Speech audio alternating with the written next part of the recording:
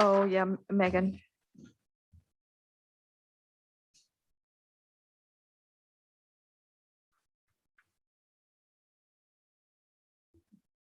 Whenever you're ready, Jen. Okay, all right. We're going to call to order the January 24th Hood River City Council meeting. It is 6:01. And we have everyone here. We have 4 of us here in person, and we have the rest of the council. Councilor Haney, Meta, and Cunahan are on Zoom. So great, we're all in attendance this evening. Anyone in the audience, just a reminder to turn your cell phone off or your ringer down if you could. And then I'm going to do the land acknowledgement, and then we'll do the Pledge of Allegiance. As we meet tonight, let us all remember that today we are stewards of land that has been home to Indigenous peoples for thousands of years before the recent arrival of the European heritage dominant culture. We honor this land's ancestors as we go about our business today. Okay, we'll do the pledge.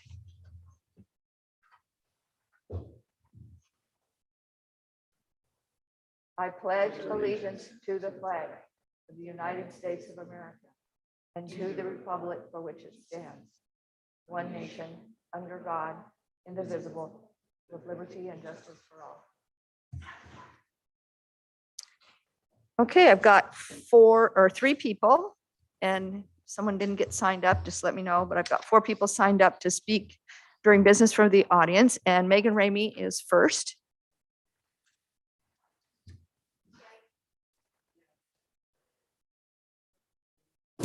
Great. So Megan Ramey, 1886 Belmont.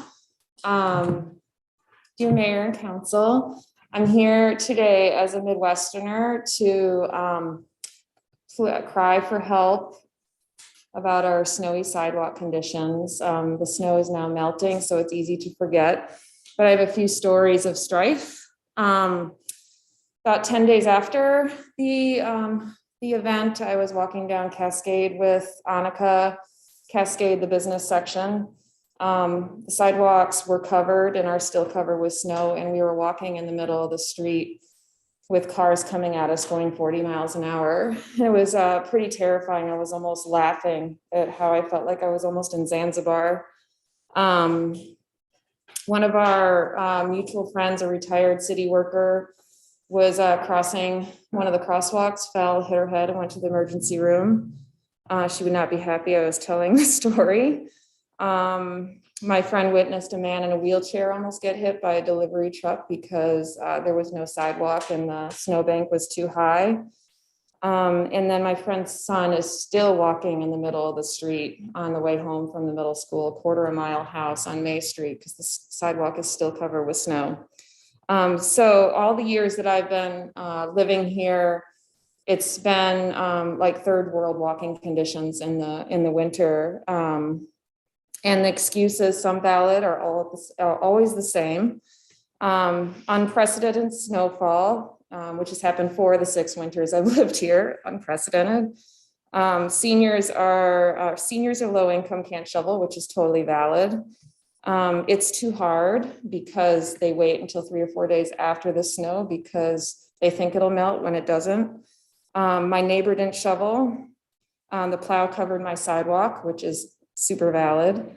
And then the emergency vehicles need access, which some ironically need to fetch people injured from walking in treacherous conditions.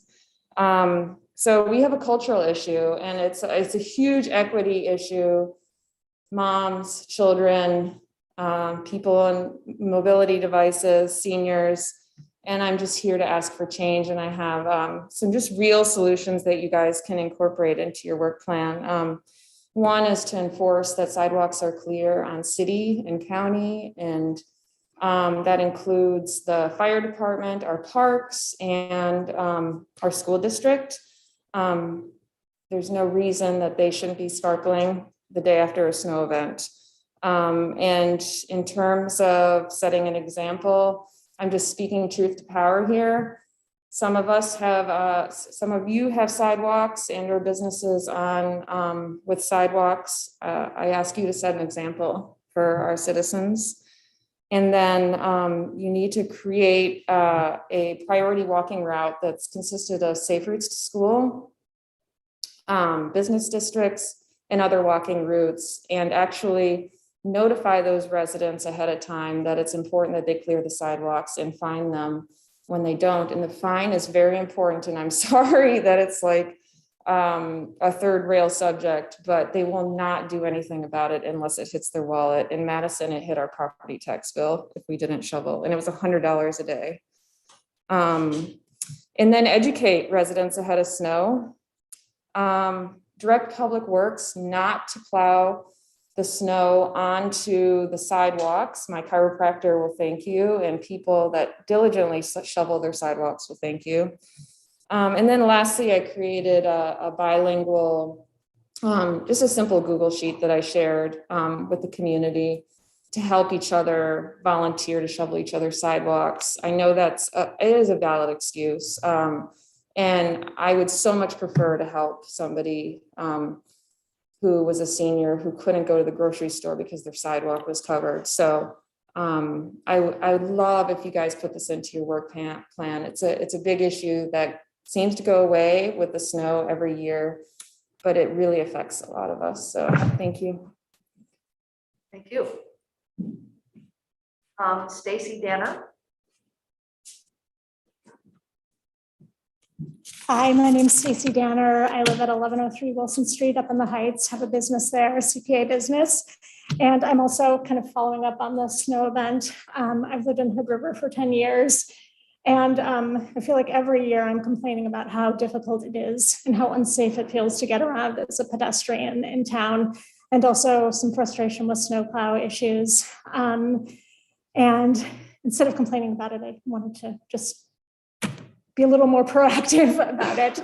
I did talk earlier this year with Adam at Public Works about snowplows throwing hard packed ice into the sidewalks that we clear in front of our businesses, my husband and I, to be safe for our clients, and that we have to go out and dig up again, which is very frustrating. But in general, I think knowing that resources are not, we can't clear every sidewalk and we can't clear every street perfectly. And Adam even let me know how some people wanted them to clear the streets and some people didn't want them to clear the streets. So that it's a complicated issue, but I think more can be done to help pedestrians. Feels like it's very car centric right now. How can we make it easier for cars, not for people on foot? And what I was thinking in particular are, what if the city were to prioritize some pedestrian routes? Megan touched on that as well. And particularly, I can speak to the Heights the most because that's where I'm tromping around in the winter, but areas along busy streets, 12th, 13th, you can't even get down 12th or 13th during the snow easily. The long sidewalk between the Heights up to Rose Hours, where I've seen people walking in the middle of that busy street because the sidewalk isn't clear. So prioritizing pedestrian routes, maybe focusing enforcement of the snow clearing efforts on those businesses along the routes. US Bank, I'm always surprised, doesn't clear their sidewalk. They do a really great job of clearing their parking lot and piling snow up in front of the mailbox, but the sidewalk passing in front of them they didn't clear it until many days after the snow started. So prioritizing those areas, and then also making sure that plowing doesn't end up sort of sabotaging people's sidewalk clearing efforts. Like I see a perfectly clear sidewalk and then a big pile of snow right at the end of it. So it doesn't create a continuous walkway through the area. So just to have a few routes where it might be safe to walk all the way down the street, do business in town, walk my dog, for people who don't have cars, older people, kids, the gentleman on the wheelchair I often see going up and down 12th Street. I just think more could be done to make it safer for us, even if it was small steps every year. I would think, make a difference. Thank you very much. Thank you.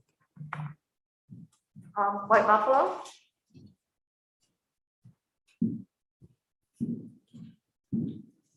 Thank you.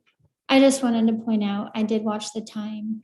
Not that I didn't want to hear everything, but I was hushed at 3 minutes. So Please be fair or just extend it to 5 minutes. Dear Hood River City Council, I have been trapped in your legal system for over a year now. Even though my rights were violated and my first case was dismissed, I'm still unable to drive for almost another 2 years. My attorney said the courts cannot order the chief of police to reinstate my license in Oregon because it's not a court issue, it's an issue with the DMV or something like that. When I go to the DMV, I am told if I can bring a letter from the chief of police, Holste, on letterhead asking them to reinstate my license, they will reinstate my license. You see, I never wanted to live here. I only wanted my business here. I am a Washingtonian, but I have roots in Oregon too. I'd like to be able to drive my car here so I can get my things and leave. It seems like you want me to leave anyway. Castaneda tried real hard, so maybe it would make you all happy if I just left. Is that a good enough reason to reinstate my license so I can leave?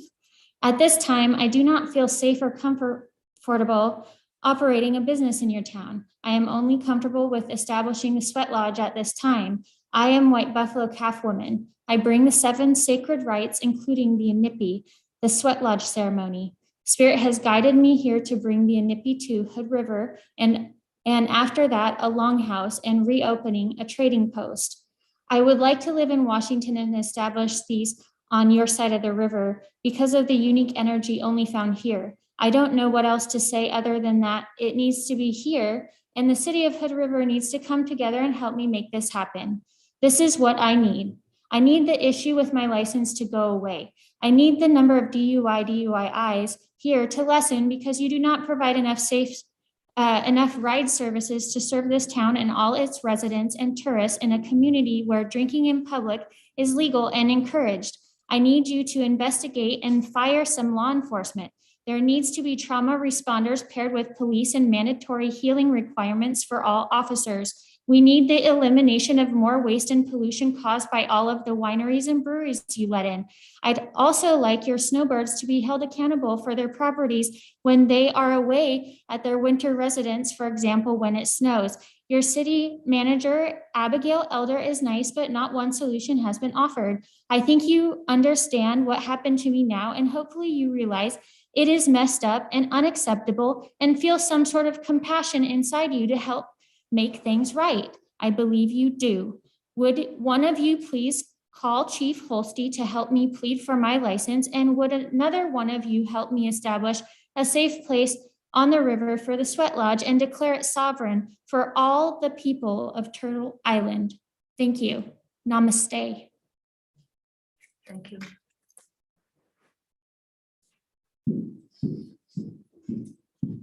All right. That is all we have for business from the audience this evening. We'll go ahead and open the work session. Do we have any additions or corrections? We do not. Our first item is for discussion is Jennifer Caden with Affordable Housing Production Strategy. Good night, counselors. Thank you. I'm here tonight to help provide an update on the city's efforts to develop an affordable housing production strategy and answer questions you have about the work done so far. We expect you will see a final report in late April or early May. To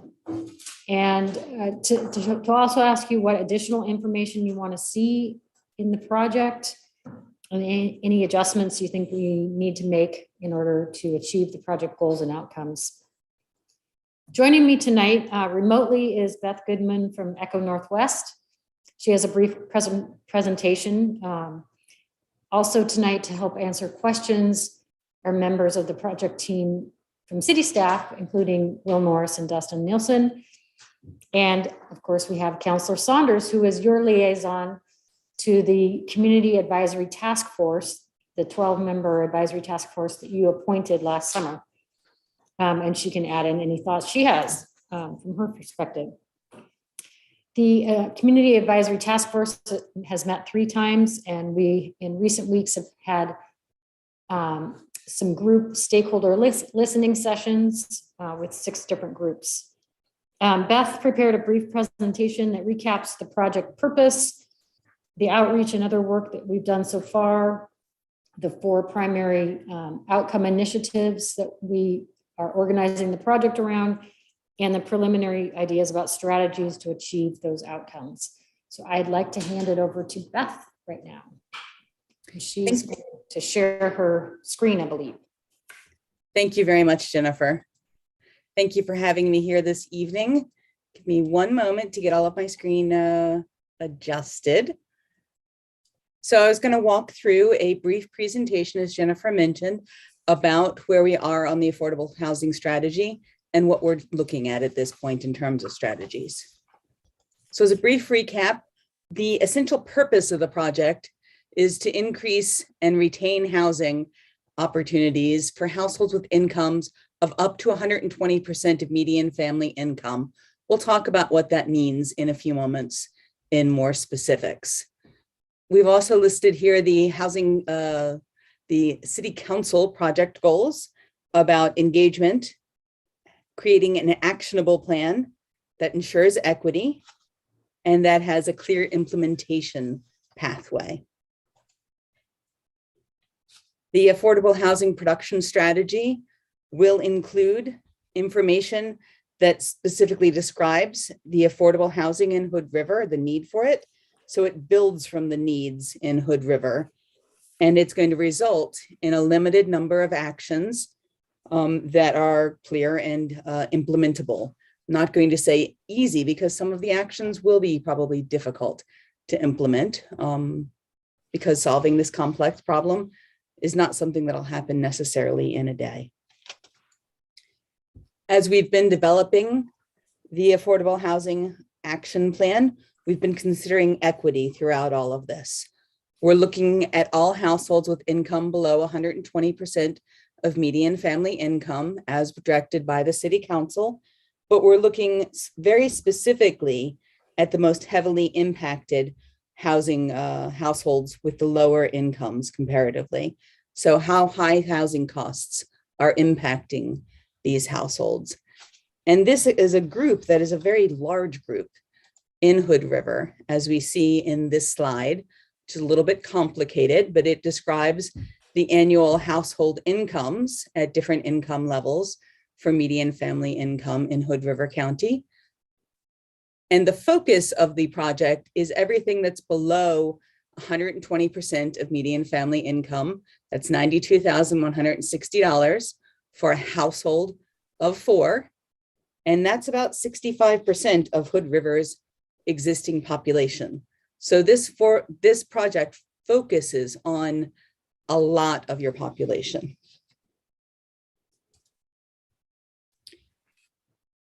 When we look at where the specifics of unmet housing needs are, it's mostly in households with incomes below 50% of median family income. So these households that have incomes that are below about $38,000 for a household of 4, 60% of your unmet need is in this group. You do have some households existing in new households, new by 2035, that are in the more moderate income and a little bit higher income household ranges. But most of it is here below 50% of median family income. So as Jennifer mentioned, we've had 3 meetings with our task force. Really, there's general agreement that this is a big problem and that there's need for affordable rental housing, as well as need for affordable homeownership housing. But there's really conflicting views within the task force about which of these are most important. There's strong opinions about affordable rental housing, that's going to help the most people the soonest. And there's also strong opinions that households who have less income need access to affordable homeownership opportunities. And that's very important. I would say that of the discussions with the stakeholders, the task force rather, that's really where there's a little bit of division of where to focus. But there's a lot of agreement. So looking at our listening sessions, we talked with service providers, and I've listed a number of the service providers we talked about with here. And they focused really on giving the city advice to provide incentives and focusing on partnerships. Also looking at resources from private sources. So are there people in the community or businesses in the community who would like to help with this problem and just haven't had the opportunity or haven't been asked to at this point? We also had a Spanish language discussion group. And in that, what we heard is that the current housing inventory in Hood River just doesn't meet the needs for the Latino population. The unit sizes aren't the right sizes for household sizes. In other words, there's not enough larger units, for instance. The units are in poor condition and lack weatherization. And some of the need that the Latino community has around strategies that include financial education, better outreach, down payment assistance, or weatherization, some of those programs already exist. So there probably needs to be better connection with existing programs for the Latino community. We talked to a number of larger employers, and they were a very interesting, enthusiastic group. They're very interested in the topic. They more than see its relevance. A few of them have done some work on building housing themselves for their employees and their employees' families. What we heard was that there was a lot of interest in partnership and perhaps some opportunity for funding assistance from large employers to solve this problem for people who work in Hood River. We also talked to a number of your local government partners. There are also overlapping taxing jurisdictions for property taxes. And again, what we heard from them is a strong acknowledgement of the need for this type of housing. They want to continue conversations. They're looking at opportunities for supporting affordable housing development, but there's also some concerns about decreasing in funding through some of the tools we'll talk about in a few minutes that could negatively affect their funding sources. We talked to developers of affordable housing. Some of these were nonprofit developers of affordable housing. Some of these are for-profit developers of affordable housing. What we heard from them was need for more tools like site control, so land, where the development on it can be controlled by the city or by the developer. Looking at some opportunities for property tax exemptions, flexibility for off-site infrastructure requirements. So that's requirements for things like roads and water and wastewater. They're looking for more partnership with the city. Then we also talked to the market rate developers. So these are the folks who develop a lot of privately owned housing in Hood River. And their concerns are about regulation and need to be able to move more quickly with less uncertainty.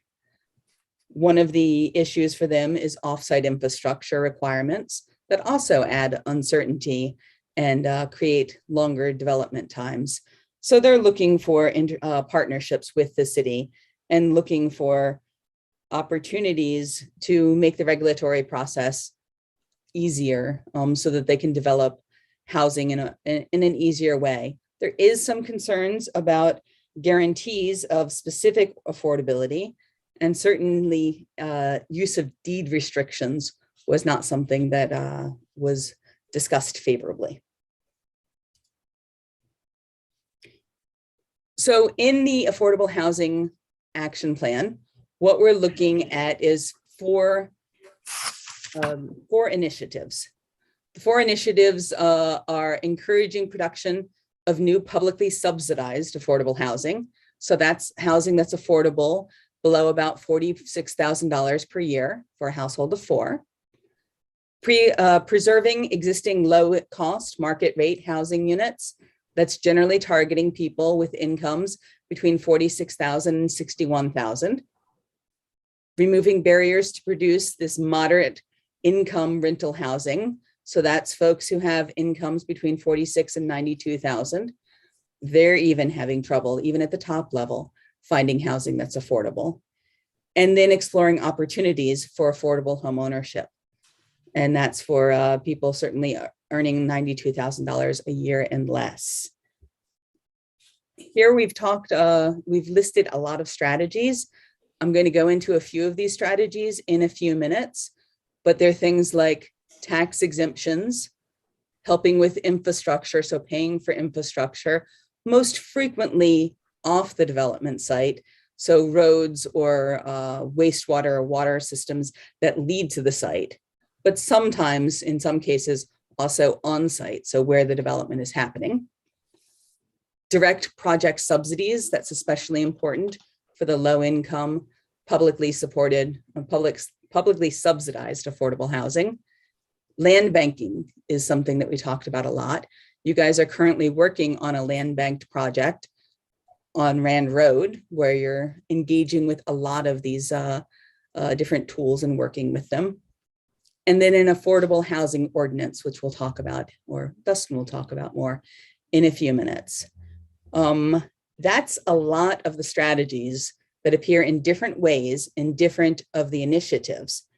We'll also talk in a moment about funding, because funding is what's going to make some of this work. Before we get to talking about funding, I'd like to hand it over to Dustin to talk about the affordable housing ordinance. Thank you, Beth.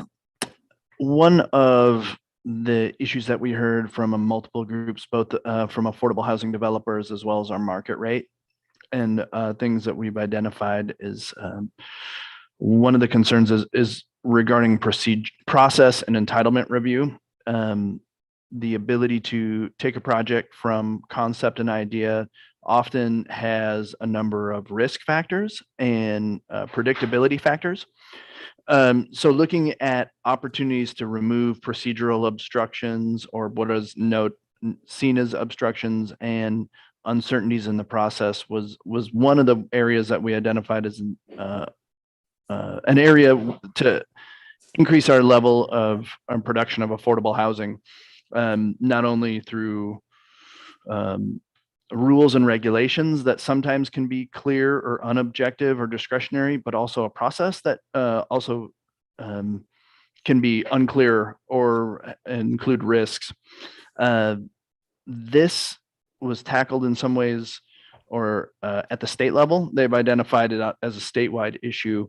And you see an introduction of Senate Bill 8 here. This was an Oregon initiated bill to look at reducing regulatory barriers specifically targeted to affordable housing. And when I say that, it's the not-for-profit, publicly subsidized generated affordable housing.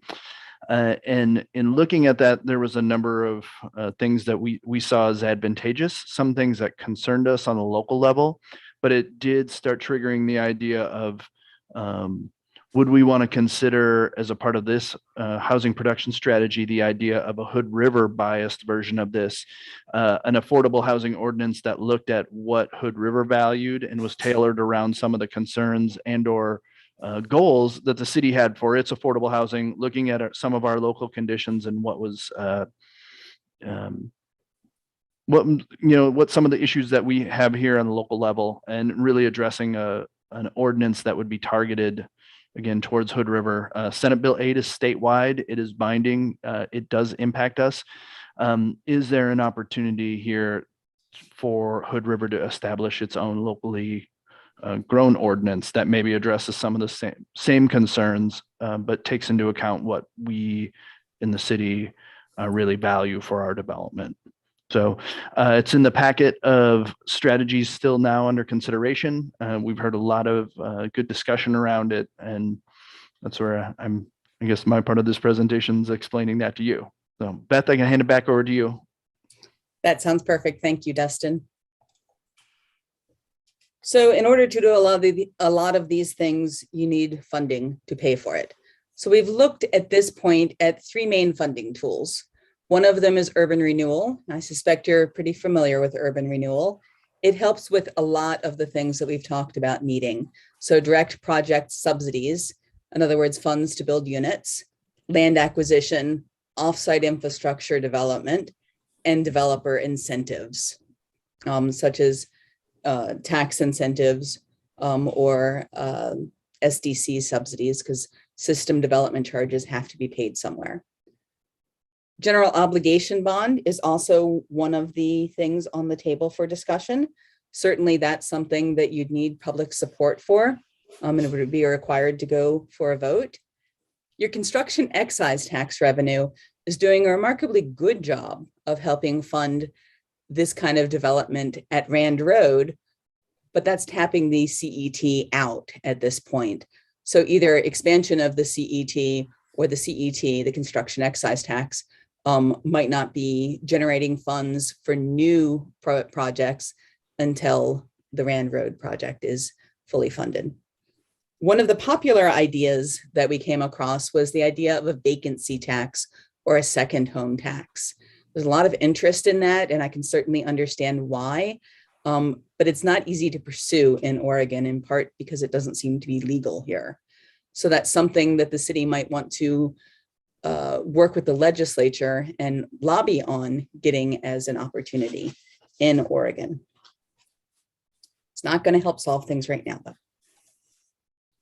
So a couple of the specific strategies are the nonprofit low-income rental tax exemption or the low-income rental tax exemption. They're two different tax exemptions. They're very similar. One of them is available to nonprofits, and the other is available to for-profit developers. They do a lot of things that are similar. They have a similar duration, so on and so forth, but they function just a little bit differently from each other. Another tax exemption we've got on the table for discussion is the home buyer opportunity limited tax exemption, which is affectionately called HOLTE. And HOLTE is specifically for existing new single family housing, new townhouses. It's got a maximum duration of 10 years. It's really good at encouraging home ownership and stabilizing low and moderate income families in certain types of housing and the single family housing types. But it doesn't require, it takes a lot of work to make sure that over the 10-year period when it applies, that the housing stays affordable. So one of the key pieces that we've been talking about is how long will this housing stay affordable? Is it for the first renter or the first owner? We've heard a lot of discussion about wanting the housing to stay affordable long-term, if that means 30 years, if that means 50 years. And well, with HOLTE, there's a lot of work to monitor that because there's nothing inherent to HOLTE that specifically helps make sure that housing stays affordable over the long term. So we think that this is best combined when working with a community land trust who already maintains long-term affordability. One of the questions that we had asked before the meeting is what strategies have we ruled out? Which ones have we essentially taken off the table? Well, one of them is the multi-unit tax exemption, MUPD, that applies for the moderate income market rate housing. So housing that's affordable between 60 and 120% of median family income. There doesn't seem to be a lot of appetite for that. It's a complicated tax exemption. We don't have a lot of staff time. So at this point, we've taken that off the table. Inclusionary zoning, which is a requirement that the city could have that all multifamily structures with 20 or more units in it include a very specific amount of affordable housing. That's also not been favored in the discussions. In my opinion, what that might result in Hood River is a lot of 19-unit multifamily developments rather than what you really want to see, which is more multifamily developments that also include affordable housing. We've also been discussing or not discussing very specific zoning code changes, sort of zoning code changes that are one-by-one changes or individual rezones. The substitute for that is the Affordable Housing Ordinance. Those are the kind of things that we've talked about and that haven't been gaining favor. So this is almost a reminder that you've got a lot of partners that the city should be working with as it's beginning to continuing to form its affordable housing production strategy, but also starts to implement it. And so here are some of the partners. One of the partners that certainly came here that was a little surprising to me, honestly, was the absolute appetite from employers, and then the absolute appetite from some of your community organizations to support what the city is trying to do. So all of these partners are likely to be important in implementing the affordable housing production strategy. So I'm going to end here with the questions. If Jennifer would like, I can keep these up on the screen, but I'm going to hand it back to Jennifer now to decide who's going to answer the questions. I think we can take the questions off the screen so we can all see each other better a little bit. So I just welcome your questions and your thoughts. Just open it up broadly at first, especially for questions. I'll start with the people that are here, I guess. Anyone want to start with a question? Or if Councilor Saunders wants to add anything from your experience as liaison with the task force, that would be. Well, I think Beth did cover it decently well in the presentation of, and I've said this before when we've talked about the task force, so we definitely have a very good range of very strong opinions that all agree that housing is a real problem that needs to be addressed, and there's some solid debate about the best ways to do that, or how to fit that all in, especially given limited resources. You know, Beth commented on that one of the biggest debates is the rental versus ownership, or the style of housing. And I think the compromise in all of that is, you know, you need a mix of all of that to really meet a diversity of needs. People on the task force may or may not agree with that compromise as I'm saying that out loud. But I think thus far, you know, we've had 3 of the 5 meetings. The first few were kind of educational to get everyone to the same page. And it was really the last meeting where we were getting feedback on all of them, but really dove into the meat of it. And it's been an incredibly dedicated and insightful group, super positive experience. And I'm excited to continue to work with them. And I'd invite anyone to join, you know, listen in on future meetings. I don't have an immediate question, so that's on other folks.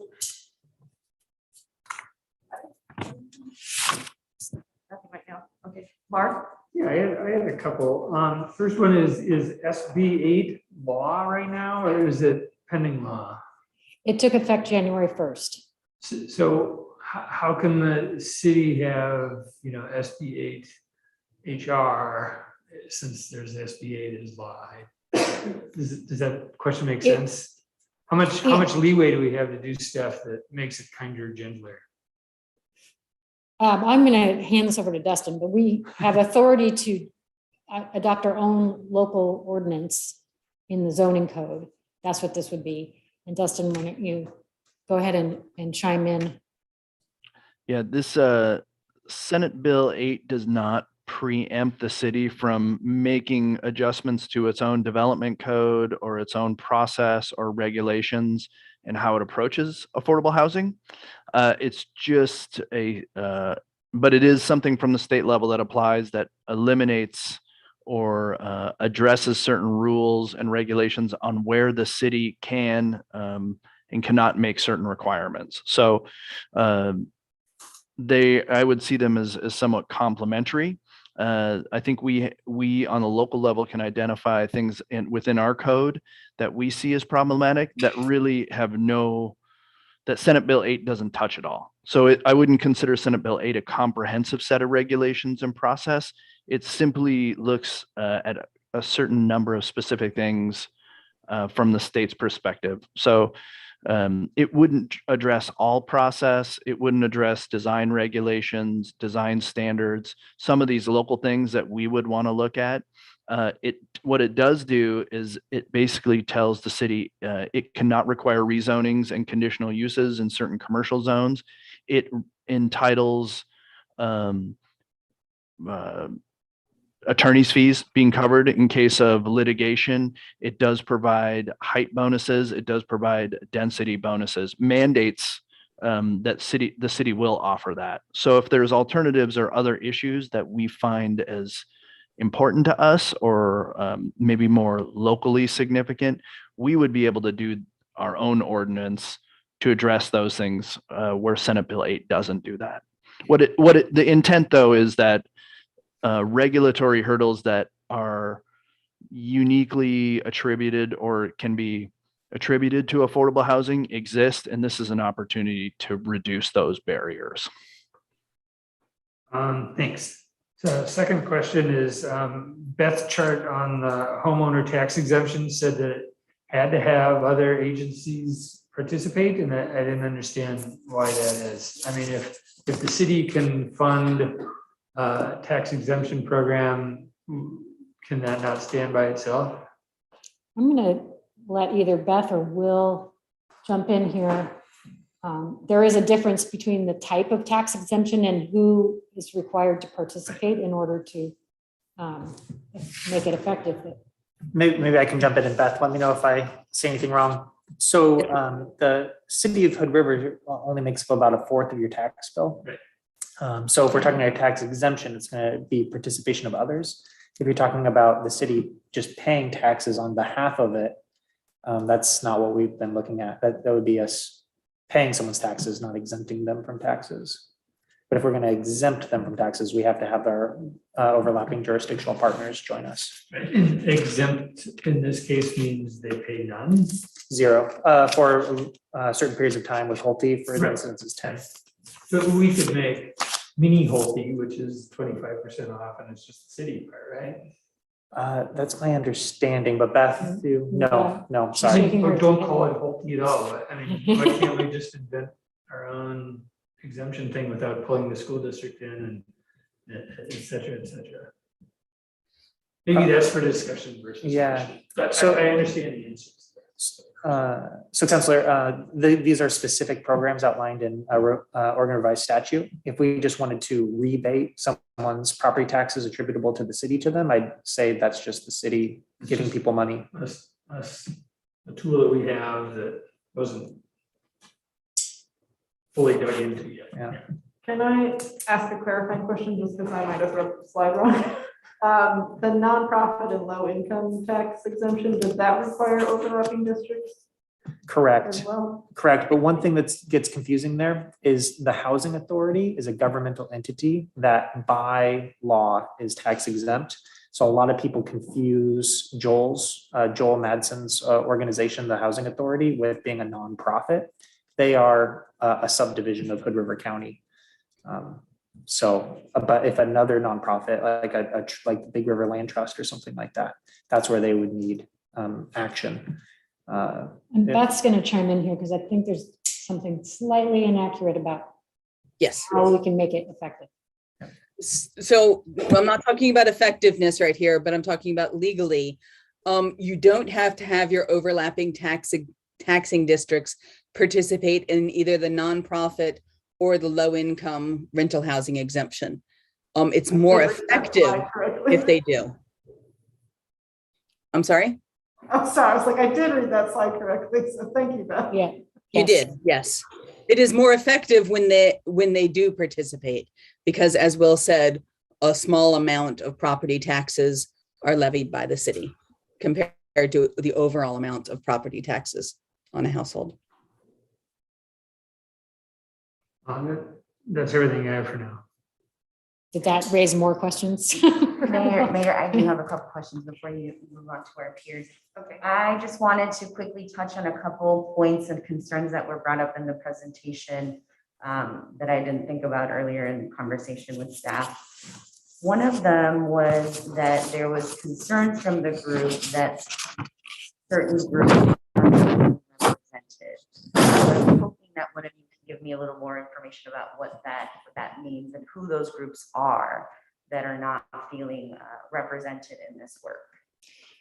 Councilor Rivera, the way I've heard it in the task force, and maybe Councilor Saunders can chime in, is that there are some in the community who feel left out of the the housing policy conversation. So these meetings, for example, and when the city is making decisions about how to decide what to do about affordable housing, or it could be other issues as well. And we've heard that in part from people who live in subsidized housing wanting to be part of that conversation, the decision-making conversation. I think the task force has been a great opportunity for those conversations to happen in a place where we have a variety of perspectives. And so those conversations have been really lively and healthy conversations, and pulling that forward in the city's broader work, I think will be important. There was also concerns around documentation, being able to afford down payments and whatnot. And my concern is really around us receiving federal dollars for some of these services, because some of our community members do not have legal status and therefore are not allowed to apply to federal programs, and what that means for those who would be looking to apply at some of these housing complexes that we have here in the area. And so I just wanted to voice that because that is a concern. The majority of folks are able to obtain a driver's license, no issue, but when it comes to having to give some sort of social security number or even being able to qualify for some of the federal housing programs, that is where they are ineligible to do so. And those were the two concerns I wanted to bring up. Thank you. Thanks. Thanks, Beth. Anyone else on Zoom calls who wants to ask a question if you have one? Tim? Thanks, Mayor. I think I understand why it's not mentioned, but I'm kind of curious how energy efficiency and renewable energy play into the affordable housing strategy, since it is a cost that's likely to go up over time. Yeah, I'll start, and then maybe Beth might chime in.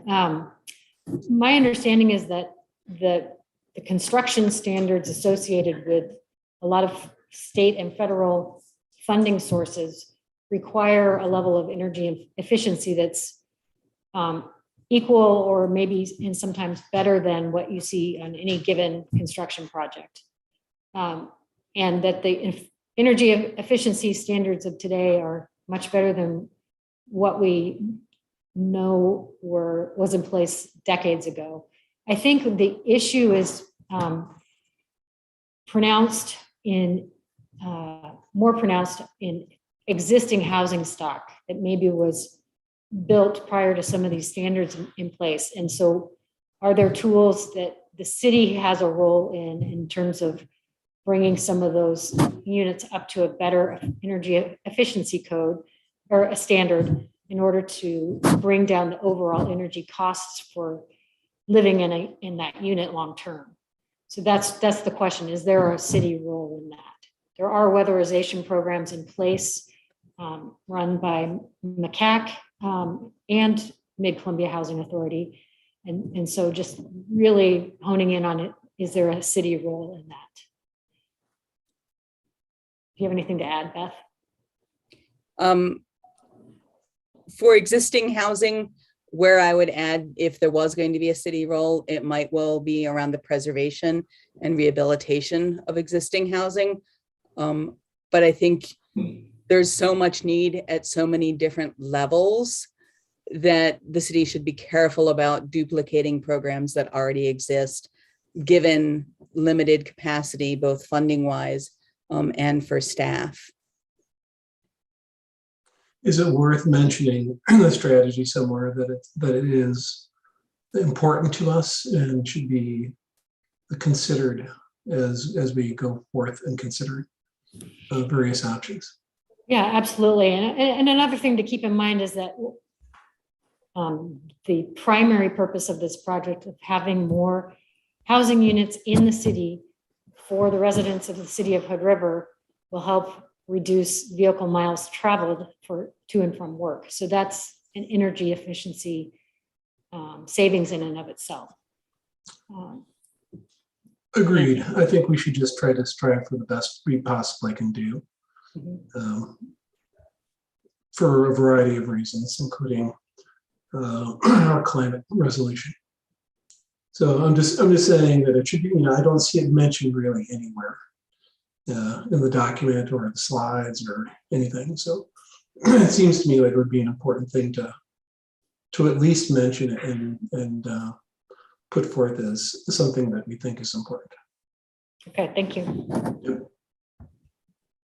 I think with the energy issues, that when we've gotten down to the city doing a specific project like Rand Road, we have, it's front and center, solar panels, energy efficiency, extra insulation, everything that we're going to put into the Rand Road project. So I think when it gets to that specificity with the city having control, it's a lot easier to mandate that it's going to happen for sure above what code is. So, Jessica or Eric? Jessica, go ahead. Thank you, Mayor, and thanks, Beth. I'm also really excited to hear how great the task force meetings are going, and I appreciate everybody's time on that. One of the things that I was really interested in is the preserving the existing housing, especially I've been thinking about our manufactured home parks.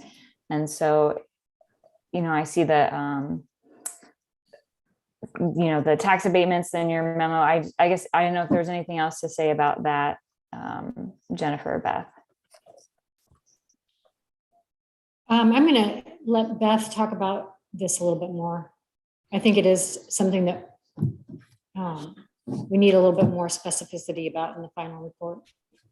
I fully agree. I think we need to have a little bit more conversation about that. And so some of the question is, what should the city's role be in preserving existing? So one role might be around existing housing that was funded federally through things like low-income housing tax credits.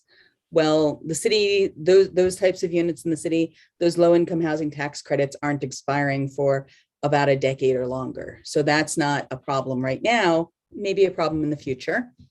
But that's one type of opportunity where the city can help. Looking at mobile and manufactured homes, one thing that can happen is those can become owned by the people who live in the homes.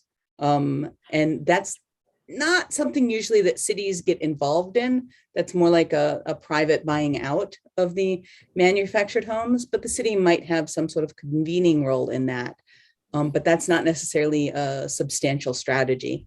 So then we're looking back at things like rehabilitation of existing housing, and the things that we haven't looked at in a lot of detail or discussed in a lot of detail is, does the city want to have a program to support things that aren't weatherization, because weatherization already has an existing program, but things like fixing roofs, for instance, fixing foundations, those kind of things can certainly, with low income loans or low interest loans rather, to qualifying households, those can certainly help preserve existing housing.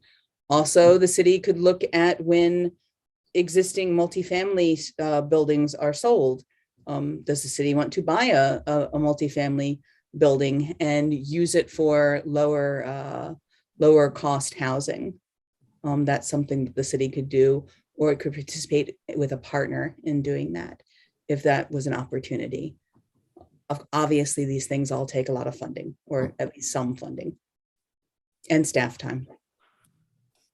Thank you. And then just a point of feedback. I think, Jennifer, your papers are on the microphone, and it's sometimes it's kind of loud when you're moving your papers. Thank you. Eric? Thank you, Mayor, and thank you for the presentation. There was a prior question about voices of concern expressed around sort of the inclusiveness of the process. And as I look through the articulation of the groups that were consulted for the listening sessions, I didn't see necessarily a reference to neighborhood groups, which is a group we probably also want to be vying to get buy-in for whatever we might do here. And I just wondered if someone could speak to what plan might exist now or later or whenever to work toward getting input and buy-in from neighborhood groups. I guess I could use some clarification. We don't have any neighborhood associations other than private HOAs that I'm aware of in the city. So I'm not sure what you mean by neighborhood groups. Well, I guess just people that live existing neighborhoods, people that own homes in existing neighborhoods. Okay, we can talk about that. I'm not. Eric, you don't mean like an official group though, that's formed, that has a leader or? Is that what you mean? Well, no, I guess I just had a general question. I wasn't necessarily thinking that any particular outreach needed to have a designated group. If we're just soliciting wide swath of input from the community, it just occurred to me that the folks that have homes in neighborhoods weren't on the list, and maybe that's fine. I just was asking the question. So I'm gonna, it's okay to Go jump ahead. in. Yeah, go ahead. I mean, I would say a good chunk to the majority of our task force is folks that rent or own or both in our existing neighborhoods. And the task force is kind of meant to be the broad community, mix of folks at all the different income levels and types of housing that we currently have, to cover those bases and get input from various folks representing their various interests. As a project team, we can talk about if there are some other ideas that we could implement between now and the end of the project. Fair enough. Thank you. And thank you for that as well, Megan. Yeah. I wanted to make a comment about that. Is that something that we could write as one of the items we still want to include some sort of long-term or maybe a year-long group that's specifically focused on giving input on additional housing projects that we will have past 780 Rand? And it could include other community members that maybe weren't within this task force. That way there's always community involvement to some extent. Right. If there's some strong sentiment around that from the council as a recommendation for what happens after this plan is adopted moving forward, I think that would be great. I think we should add something along those lines like that, because again, we know that we have these solutions for now, but what about a year from now or 2 years from now? I don't think that this housing issue is going to go away anytime soon. If we don't have specified staff that's going to sustain some of this work to offer additional support, then how else can we, again, have some community input long-term? And really normalizing more groups like this that could help us in other conversations.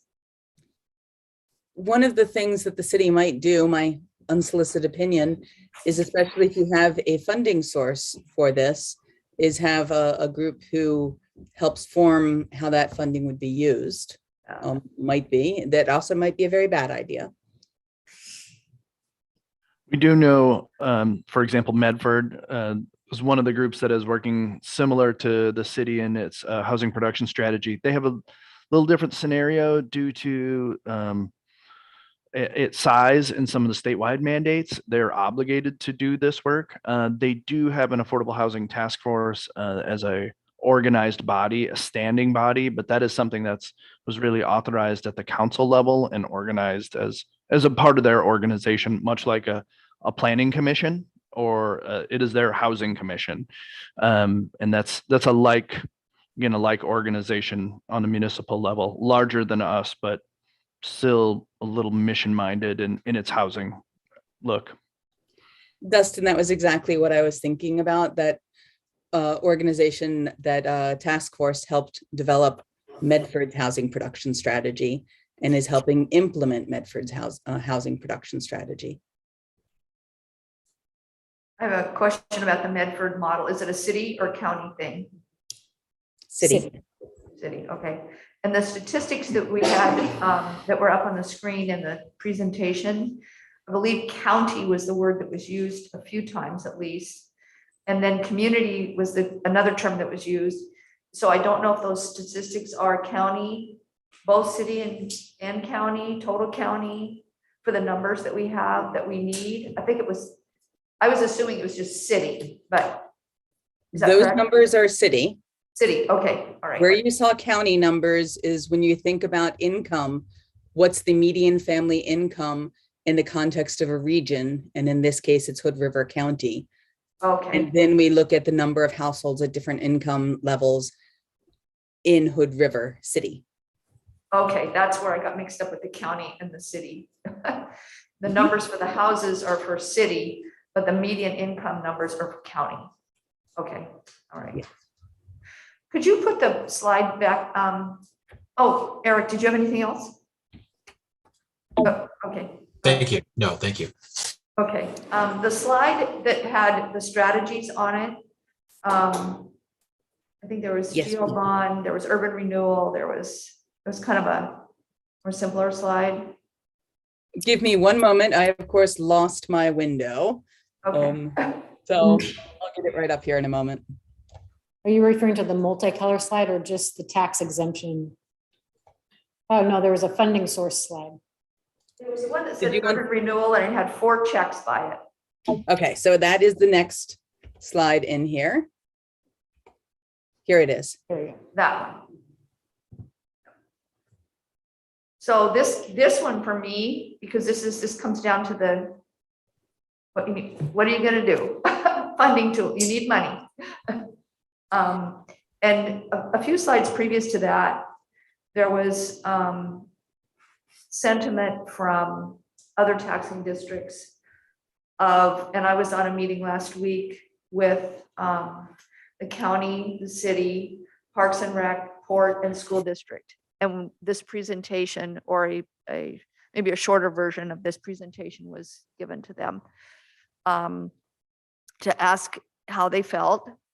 And, there was nodding heads that there was, yes, there's problems. Yes, we feel it's a problem.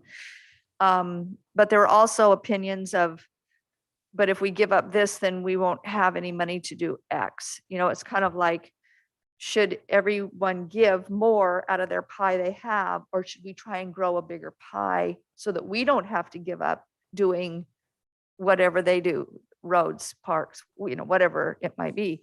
And so, there was just like, oh, not sure.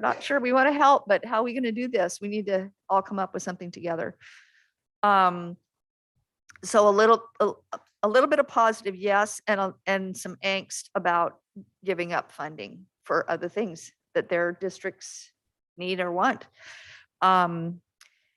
So this particular slide talks about funding. And, the first line is urban renewal, which is something we've just talked about in the last couple of months quite a bit.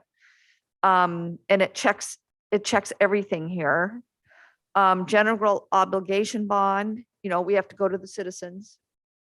And so the other thing combined with this that I saw in the presentation was market rate developers are hesitant to put deed restrictions on. For me, what that says is market rate developers want to continue doing market rate stuff. They do not want to do affordable housing restricted. So that means we need to work with community development partners or people like that to get this. I mean, it's not going to happen any other way. And I don't know if we could raise construction excise tax. That might help some, but that is numerous jurisdictions that have to agree to that. And second home tax, Beth said, it's not going to be easy, or however you want to call that. I remember being on a presentation not that long ago that talked about a county in Colorado that has Breckenridge and, very expensive, exclusive. 30% of all the housing is second homes. And 30% is short-term rentals, and 30% are people that live there full time. So, the 30% has to vote that lives there full time to make things happen. But what they have is a sales tax. And that sales tax, because they have so many people coming in to spend money there, that has funded huge amounts of affordable housing for them. Huge, huge, huge amounts. But we don't have a sales tax. And, it's just a general sales tax on everything. And that was a great way to make it go, but they already had sales tax in their state. So it wasn't a big deal to add on another 0.5%. But for me, urban renewal checks all four. And I don't know, it seems like some of these, I've kind of gotten tidbits of information that like, that might not work. Well, we may not get buy-in on that. This one right here looks great to me. Just that's just what I see off the top of my head looking at this chart. Go ahead, Gladys. I do want to add a comment around, you have all sat with employers, with other CBOs here in the area that have expressed this is an issue for them as an organization, right? So what if we added a fifth column in here and it was around employers? I know my employer has had many conversations about what is the dollar amount that we would be able to give to the city specific to housing. And I'm certain that there are other employers, as Mount Hood Meadows was an employer that showed up loud and clear and said, this is an issue. We want to be able to help. So what if we actually sat with folks and who's really willing and able to, and what would those dollar amounts be? Maybe having those conversations and adding that as another tool that has been expressed by our partners here in the area. I mean, housing is an issue for a lot of all of us, right? If we can't house those that we expect to work here. I expect that additional column might be something that we add in. We simply haven't had the discussion yet. Because we did hear that pretty clearly from the employers, and we heard something similar, a similar idea from the service providers. Mhm. I think one of the, there was a connection made at that last meeting I was at about that, Gladys. And the connection ended up, how it kind of went was, Mount Hood Meadows just did a big addition or some kind of a big project up there. And they paid a huge amount of construction excise tax to go into this fund. So, there needs to be a connection between that fund and that money that they had to pay already into some affordable housing. So we need to try and connect the dots so that people can see that money that they're paying, that extra, what a percentage is working for them. And went into the county pot, not the city pot. But maybe it needs to be more. I'm not saying it shouldn't be more. I'm just saying that's the connection, a connection we can make. I mean, that's definitely one, but I know of other employers that are willing to give money to somebody to go specifically to affordable housing. And that's completely different from getting tax breaks. Our CCO also is highly motivated and they have financial dollars to be able to do so. So there are partners out there. I think we just have to be very intentional with selecting those or sending out massive emails to all of them and seeing which one is going to bite. I think it really is going to take many to make affordable housing here in Hood River. And again, if we can do this well, others will follow and other projects, and hopefully our neighbors in the county would also be willing to continue collaborating with us. Megan? So I think that's, with this slide and Gladys's point, one of my biggest takeaways from the, existing draft strategies and the need is really, we are going to need a lot of money to actually address this. And it can't just come from one source. It's going to need, all of the above sources and maybe some other ones we haven't thought of yet. And so I'm very supportive of, it might be smaller in comparison to an urban renewal district, but also could be that bit that gets us over the hump on these things of, Rand Road is definitely requiring more than I initially thought. And I imagine that'll be true of all of them, given the reality of building in our city. And so I think the reality of we are going to have to do some heavy lifting and hard work to actually achieve our goals is something we should be aware of if we want to accomplish this. Mark? Yeah, I had two things to add to the discussion. One is, Gladys made a good point about federal money might have strings attached, but I think that we have enough needs where every dollar we can claw out for Hood River is something we want to do. And so that means, paying attention to what grants they're advocating from the legislature to provide local funding to work on the ground. It's all good. And then the other thing that I don't see in the strategies is, and it came up in the presentation though, is just hurdles, whether real or perceived, to the development process and the timeline. That was in a lot of the comments, and I think that it's hard work, but it's work that we have a strong team to work on, finding where we can smooth things and finding where we can, waive a fee here and it helps the kind of housing we want, and double a fee there and it prevents the kind of housing we don't want. I mean, that being clever that way. And I know you guys are already thinking about it all the time, but I think that that's important and needs to be reflected here as well. Anyone else comments?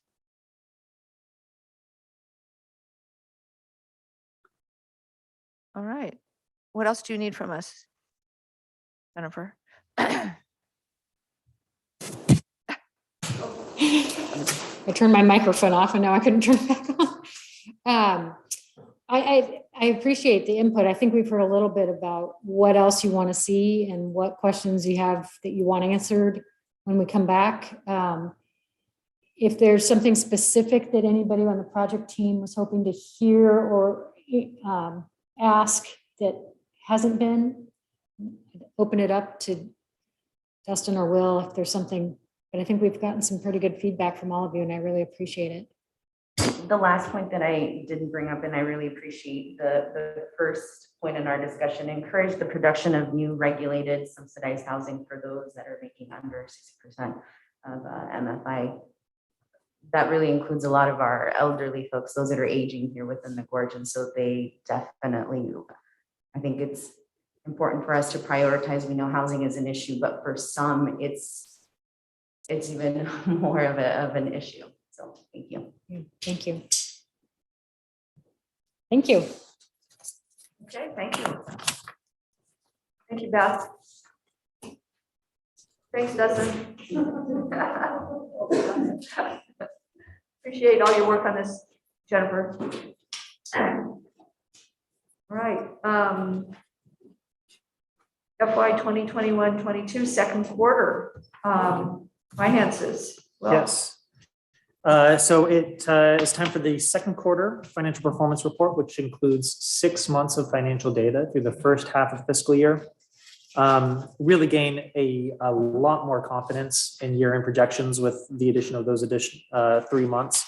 It benefits from the audit being complete, property taxes being in, and kind of the busiest seasons for lodging being behind us. So really firms up the projections quite a bit. And some changes up and down for the different line items, but overall, not a substantially different financial picture from the first quarter, with revenues roughly equaling expenditures and really no discernible deficit or surplus to report. We're just pretty much exactly balanced. The biggest sort of nominal dollar change from the previous financial report is an expectation that our second tranche of ARPA dollars, about $860,000, is going to be received in July or August of 2022, instead of June. So that just moves it out a few months, but it also moves it out another fiscal year. So it's kind of a big swing in the projected ending fund balance for this fiscal year, but over the long term, really no difference in the amount of dollars that Hood River is going to see. And luckily, we don't have any sort of near-term cash issues. So it's really a non-event. Some of the within, digging deeper into the different programs, some notable sort of insights from this financial report is just that the engineering program is running pretty hot. I think that's good in terms of development. And it's to a large extent offset by revenues that pay for some of the costs. But because we also primarily do engineering development review with third-party contractors, when we have more applications and more activity, that directly corresponds into higher spend. So that being said, we're looking like we could end up about 122,000 over budget for engineering. We're gonna watch that before doing any sort of budget adjustment because it does swing so wildly from month to month. It's hard to get a real good trend on that. Let's see, second up is the parking program. That is the only other program that's on track to be slightly over budget this year, although more like $20,000, not $120,000. And we were able to dig into that a bit deeper, and it is our parking apps. But it's not because we're paying more for the convenience fee, it's because the convenience fee runs through the city. So anyone who uses the app is charged a 25-cent convenience fee, but that's added to our revenue, and then we get invoiced for it. So it actually sort of artificially inflates our parking revenues. So kind of the disappointing piece of that is we're seeing that the fact that our parking is back to normal, well, it's not. It's really that convenience fee is making up a portion of it. So, but I guess the silver lining of that is we still have some room to climb and some recovery to achieve in our parking revenues. That's a little complicated. I'll just stop and make sure everyone understood. Okay. And then outside of the general fund, just local gas tax was a little soft over the past few months, which if you think about all the extreme weather that we've seen, makes some sense. We'll just keep an eye on that and hopefully it returns to normal over the spring months. So with that, I'll answer any questions that the council has. Any questions for Will? What is city council going to be over budget? Oh, so that no change from the Q2. That was really just a one-time spend on Jensen Strategies. Yep. So that was not known when we did the adopted budget that we were going to be in transition. Pizza's one.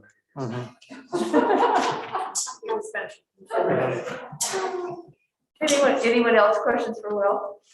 I don't have any questions for Will. I just wanted to say thank you for keeping us on track. You do such a fabulous job, so Thanks. I'll second. I appreciate how easy to read and understand these are. So thank you. Anyone remote? Any questions? Nope. Thank you very much, Will. I echo the comments of the others. All right, I don't have any questions. Thanks, Will. All right. Always good news, so we don't have to get into anything too extensive on the finances. Yay. All right, so we'll adjourn the work session, open the regular council meeting. Any agenda additions or corrections? No. No. Okay. All right. Wait, oh, did we pull them? Okay, just getting some signals here. Make sure we don't have any changes on our regular council meeting. We have a consent agenda, which only has one item, which is an OLCC permit application approval. I'll move we approve the consent agenda. I second. Megan's made a motion and Gladys has made a second to approve the consent agenda as presented. Any other discussion? All right, all those in favor? Aye. Aye. Any abstentions? Any nays? Chair votes aye. Okay, unanimous approval for consent agenda. Regular business items. We have the reading of ordinance 2065, Hasselbeck annexation. By city reporter. Your Honor, I'd like to entertain the motion for the second and final reading of ordinance 2065 by title only. I'll move we read ordinance 2065 Hasselbeck annexation for the second time by title only. Second. We have a motion by Megan and a second by Mark for the reading of ordinance 2065 Hasselbeck annexation for the second time by title only. Counselor Saunders, Yes. Counselor Cunningham,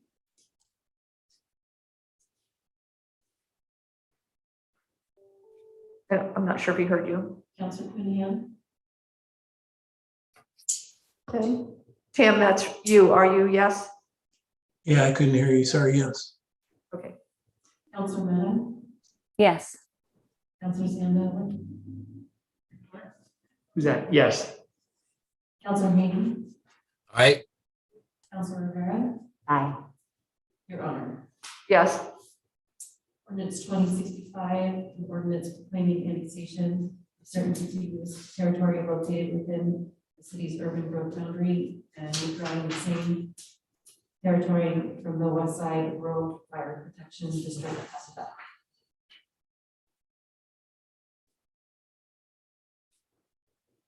All right.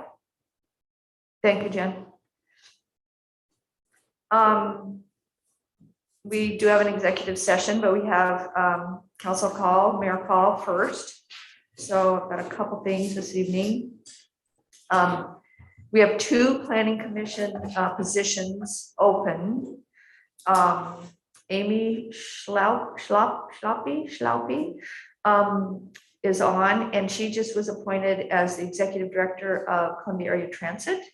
So she'll be transitioning with Patty Fink for a few months. And so she's just decided she can't do the planning commission too. And then we had Erica, I can't remember her last name. Price. And she is moving out of the district across the river. So we have a couple positions open. So we would definitely need to probably go back out, you know, just find some more people. But we did have one candidate that we were unable to pick that we thought might have worked well, but we just didn't have enough positions. And it was Ben Mitchell. And we are going to have to go back out anyway because we have 2 positions. But I just wanted to mention to the council, if we felt Ben would be a candidate and he still has an interest, we could reach out to him anyway and ask him if he wanted to take one of those positions. But we still have to advertise. I just wanted to get you guys' take on it. You think okay? I mean, I guess just clarity, are we asking him to reapply or are we asking him to just take one of the 2 positions? We would take, what I'm saying is we would ask him to take one of those positions. But it's up to you guys. If you want to just throw it out and see how many people we get and re-interview everybody, that's fine too. I mean, that seems, I'm sorry. I'm thinking, so go for it. I think that seems most equitable to me. Let's post it. I think we can still have that conversation with him. And if he's still interested, that he would still apply. And we know that he is a returning candidate. And so I think it's just fair to at least open it up to everybody else. And just advertise the 2 positions. Yeah, but Reapply. pass, knowing that it's not something that all of our community members are necessarily interested in volunteering. Okay. Yeah, I guess I can go either way. I think he would do a great job. You know, but the last few years we've talked about the process for this repeatedly. So I'm guessing we should probably continue to follow the process we have, but I would really like to actively reach out to him and invite him to come back out. I think he would be great at it.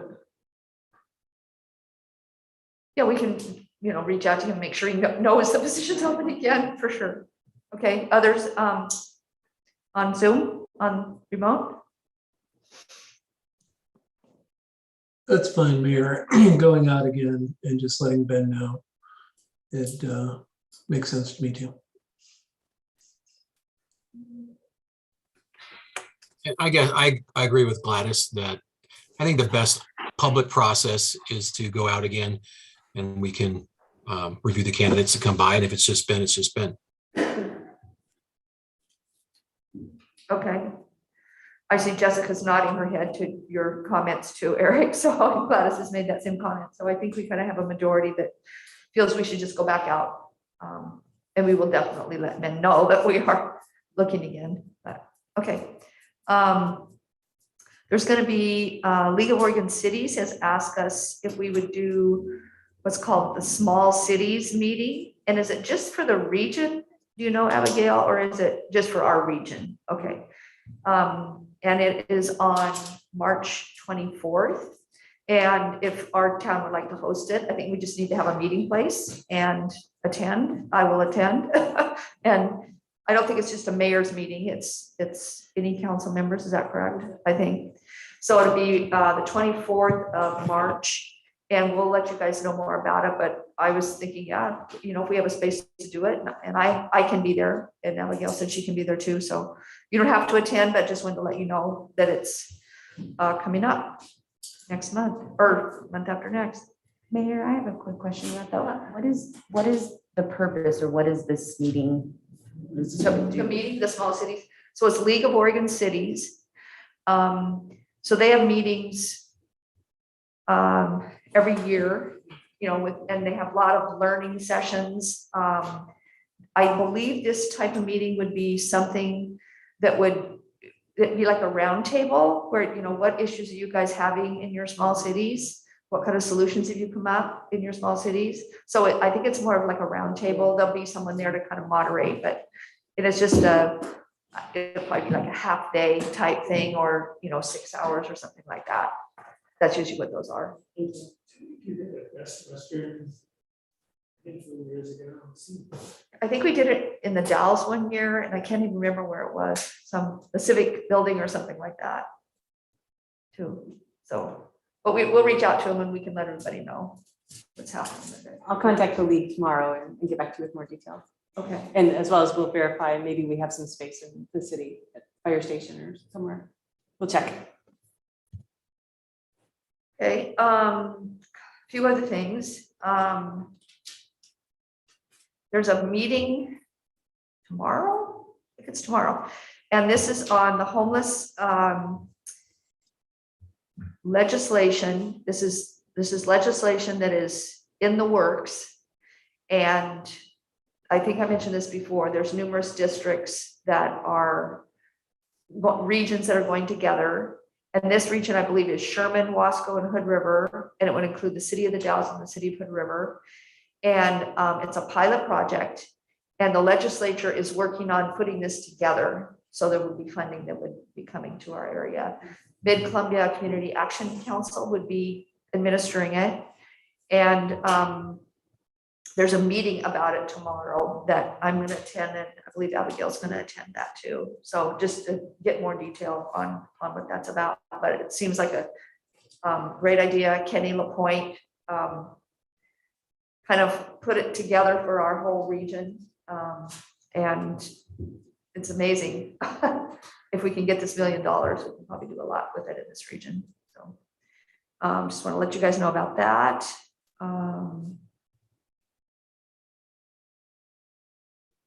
Let's see. Oh, I'll know more about it, but I think there's going to be some advocacy stuff about safe routes to schools. And I haven't seen a letter, but someone from the Energy Council has asked me if I would sign a letter. And I said, well, yeah, of course we advocate for safe routes to schools. But I said, let me see the letter. And if it goes along with everything we're doing, I'll certainly sign it. But I needed to see what it looked like. They just contacted me today about it. This is like asking for funding letter or what? I think it might be a funding letter. Okay. Yeah. Let's see what else I've got. Oh, in the next couple weeks, there may be some opportunities for some advocacy for the bridge. The Bi-State Working Group might need that. And I know Jessica, I believe you're my alternate.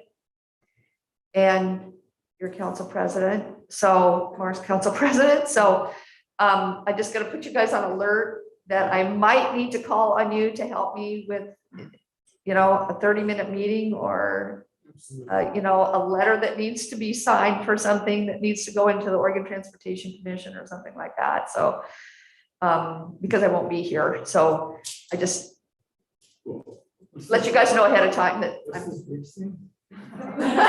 this bridge thing? What bridge? The one that just fell in the river.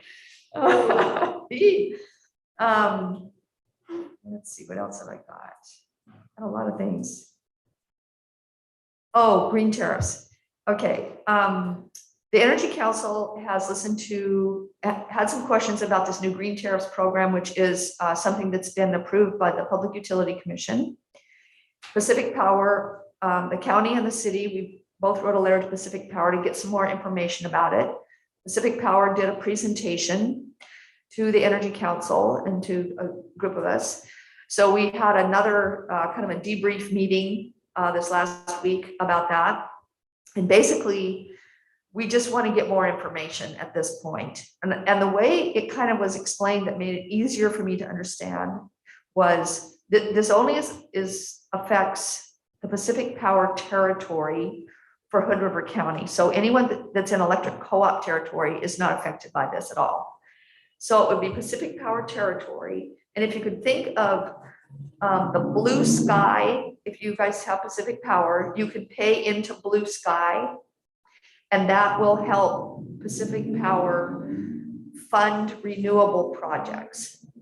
So what green tariffs is, it's kind of a replacement for Blue Sky.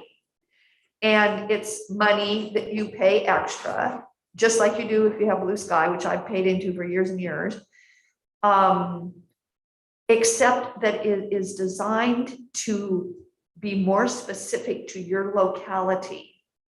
And the funding can be used for projects that make you more resilient in your own community. It's not buying renewable energy credits from a solar farm in California. That's not, I say it could be, but it's designed to be more specific for our area to be more resilient. So all we're going to do, so I just want to kind of keep you guys in the loop. We just are going to try and get more information. We don't know all the details. We don't know how much any of this would cost. We don't know exactly how it would work, but the Energy Council said, we want to see what it is, what it could be, as long as it doesn't cost us any more, time and money, than to just get more information and more details on it. So I just wanted to let you guys know that we're going to investigate it, and that's all we're doing right at this point. It's also designated by the Public Utility Commission that it would likely be an automatic opt-in. If we do this thing, everyone is opted in automatically, but anyone that wants to can opt out. So, people would still have a choice. If you don't want to do it, you don't have to do it. So, with that in mind, you can do whatever you want to do. But we're going to investigate. That's all I've got this evening. It's quite a bit. Mark? There's a letter to council and a letter from Peter to us on the side about supporting this new, I think it's the Blumenauer Forest Service Wilderness Area bill. So I just wanted to bring it up in council call, and I've heard a little bit of, be carefuls, and those seem real to me. So, but I think the general idea of, good forest management is something along the lines of our, what we've supported already.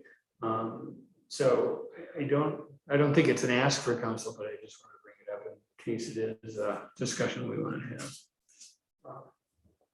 And I think I didn't have anything else of interest, except that last 2 minutes of the Bills Chiefs game last night was just crazy.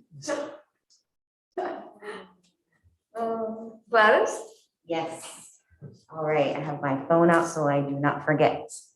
I wanted to talk about free COVID tests. So did you know that any of you here in this room can get 4 free COVID tests? So you can order up to 4 free tests at home, and you would go to www.covidtest.gov. Most insurance companies now reimburse you for up to 8 at-home COVID tests per month for every insured person. The test will either be directly free at the point of time that you need to submit it, or you can submit a claim to your insurance company for reimbursement. So contact your insurance companies on how to be able to do so. The Hood River County Health Department will be offering weekly tests every Tuesday at the River of Life Church, starting February 1st, every Tuesday for the month of February from 2 to 5. The other piece I wanted to mention, if for any reason you are unable to log on to the internet to get COVID tests, please check in with your primary care provider. They will be able to provide COVID tests for you or give you direction as to where you can pick those up in person so that you don't have to have the barrier of not maybe having a phone or internet to order those tests. So continue to practice all those good safety measures that you all have been. Hopefully this will be over soon. Thanks, Gladys, for the reminder. And that's it. Okay, Megan? Yeah, I don't have much. I listened to a county meeting last week. One of the things on there, of course, was the current surge in COVID case numbers. Like most of the country, we have had very high numbers. It's definitely circulating around the community, so everyone continue to take precautions. Other things, Congressman Blumenauer did actually speak to the county commission for about 45 minutes. Yeah, so I think they now have the videos on their website as well, so folks could listen to that if they would like. I'm going to leave my opinion of that alone for the time being.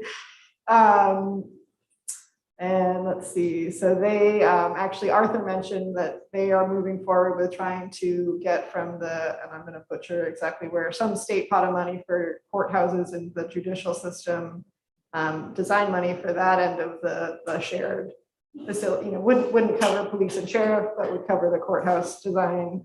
They are attempting to track down money for that. So I don't know how long that takes or what that looks like, but some movement forward there. Also mentioned the city county homeless project. I think those are the main ones. So just an interesting meeting if anyone has an extra 3 hours to. Right.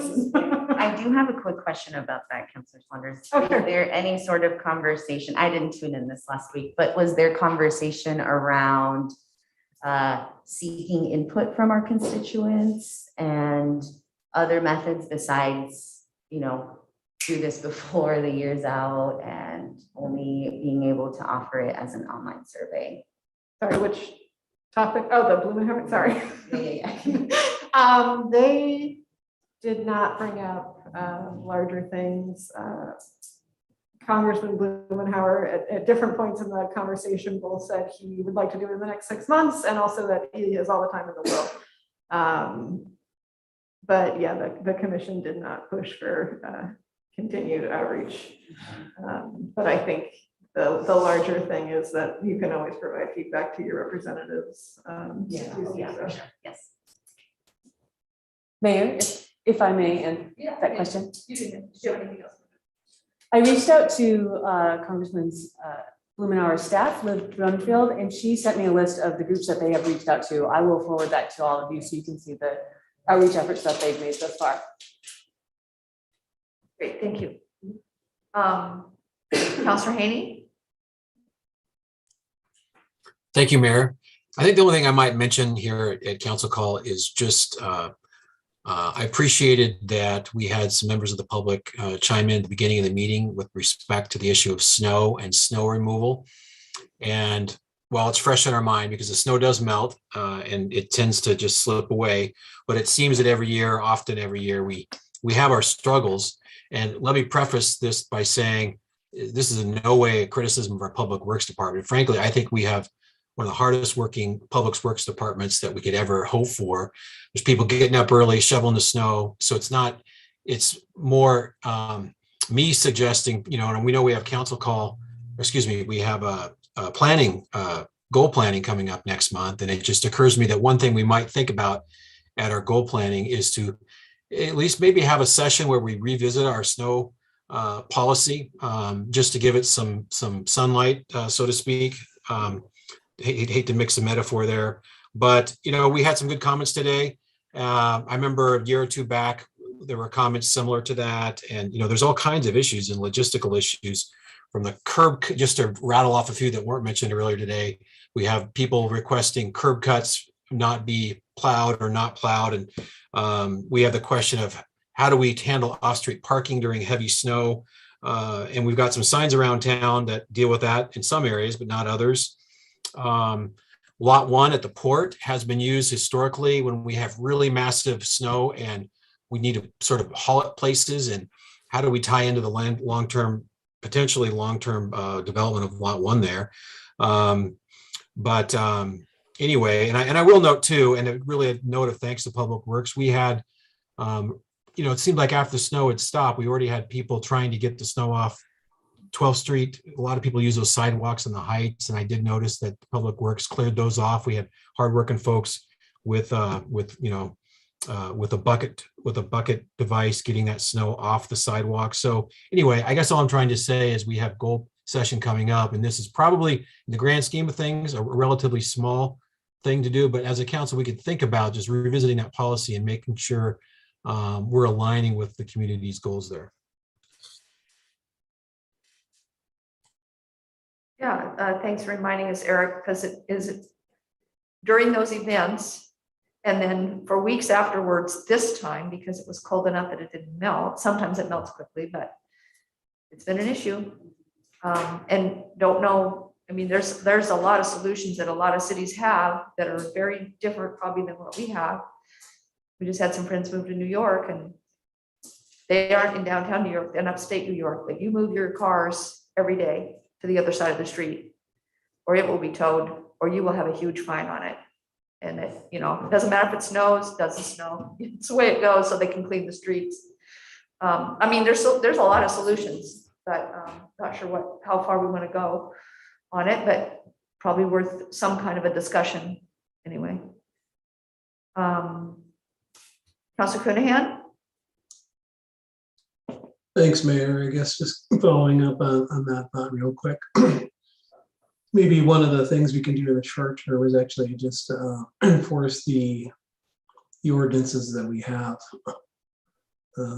Might be a good starting point. There's a requirement that people do shovel their sidewalks.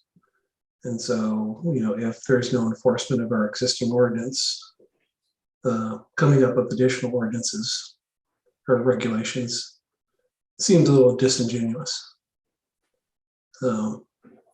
So that, in addition, I will say that I actually sat through the county meeting with Congressman Blumenauer, and I think it's noteworthy that the congressman spent nearly 45 minutes discussing his proposed changes and concepts with the county. I thought that was really impressive to actually have access to our U.S. representative for 45 minutes. So I just want to give him kudos for that. I found both him and his staff led to be very accommodating and understanding. So I thought that given where we've been in the past, I thought that was pretty nice change. That's what I got. Thanks, Tim. Councilor Mehta? I will mention the mayor said maybe a month ago that the Energy Council staff person, Marla Harvey, who works for Mid-Columbia Economic Development District, is leaving. And I of course, we're for Mid-Columbia Economic Development District. Anyway, we have posted Marla's position. So if folks know of good candidates, we would definitely welcome sending them that way. So it's, you should be able to find it from the website mcedd.org. Thank you. And that's all I have. Thank you, Jessica. Abigail, did you have any updates? You've been sending us updates on email, as you get numerous things for us, you've been sending us. Thank you very much for updating us on those things. Just wanted to check and make sure you didn't have anything. No, I have no updates for you tonight. Okay, Thank you. great. All right. All right. So we're going to go into executive session. I'm going to read the script. City Council will now meet in executive session pursuant to ORS 192.6601E to conduct deliberations with persons designated by the governing body to negotiate real property transactions, and ORS 192.6601H to consult with counsel concerning the legal rights and duties of a public body with regard to current litigation or litigation likely to be filed. Representatives of the news media and designated staff are allowed to attend the executive session. All other members of the audience are asked to leave the room. Representatives of the news media are specifically directed not to report on any of the deliberations during the executive session except to state the general subject of the session as previously announced. No decision may be made nor final action taken in executive session. And the executive session is anticipated to last, how long do you think? 40 minutes? 40 minutes? Okay, 40 minutes. At the end of the executive session, the city council meeting will be adjourned and no action will be taken. We will now discontinue the live feed and recording.